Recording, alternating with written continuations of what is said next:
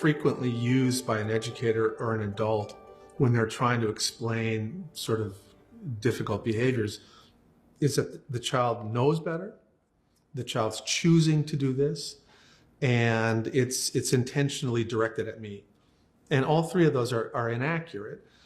You can certainly see why somebody would say that, but it really, that comes from a misunderstanding of the sequential nature of human processing and human behavior.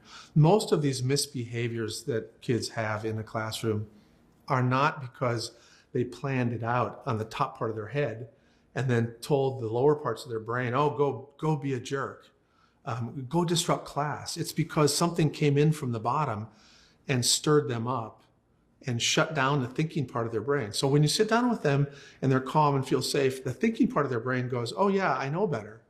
I know you shouldn't do that. I know the rules of the class. And then an hour later, if you know the rules of the class and you are breaking them, the teacher has no other choice but to think that that's intentional because he knows better. But in fact, what's happened is it's basically temporary cortical shutdown. And everybody has this in their lives, right? I mean, think about it. I don't think anybody out there who's listening hasn't had a moment where they were unable to retrieve something that they knew. And a classic example is if you're like with a bunch of people and somebody's talking about, well, what was the Academy Award-winning film and a couple of years ago? And you go, oh, I know what it was. It was the one with that guy that did this and did that, and you can't remember it. And then on your drive home, you go, oh, it's blah, blah, blah. It's not as if the information, it was in your head. You just couldn't retrieve it under pressure. And that's an example of state-dependent functioning, which is another one of the core concepts that we teach in the neurosequential model. All functioning of the human brain is what we call state-dependent. And what that means is when you're in a state of calm, you've got certain systems open that you can use. But as soon as you start to get distressed, overwhelmed, frustrated, you start to lose access to those systems. It's state dependent.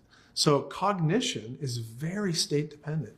You can take people with IQs of 130 and you put them in a pressure situation and their problem solving capabilities will decay to exhibit a problem solving capability of an IQ of about 105. And that's a 25-point drop, literally can happen in 3 minutes. And it's not because they really have an IQ of 105, it's just because you put them under pressure and their ability to function in that moment was compromised.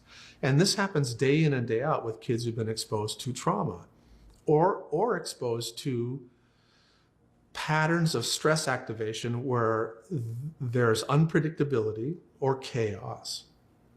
It doesn't have to be these extreme capital T traumas. It can be kids living in poverty, kids that have housing or food insecurity, kids that are marginalized or feel like they don't belong because they're immigrants or they're not the right color or not the right religion. And that will literally activate your stress response system in ways that make it activate and shut down the cortex. And so these kids will have a harder time in school. It all starts from a sense of safety. And because of the way human beings are organized, human beings are very relational creatures. We're social animals, right? And so if you feel as if you belong, you feel safe. And I could go into the really complex neurobiology, but the bottom line is that there's systems in our brain that are involved in helping us judge whether or not we belong or whether or not we don't belong. And if we get the sense from our peers and from our teacher that we belong, we feel safe. And when you feel safe, your cortex is open for business. And this is why things like bullying are so toxic. When you're starting to be extruded by other kids in your class for whatever reason, and the teachers may not catch that, this child is going to be dysregulated and not feel like they belong. They won't feel safe in the classroom and they won't learn. And it's one of the things that we try to help educators learn more about when we use this neurosequential model.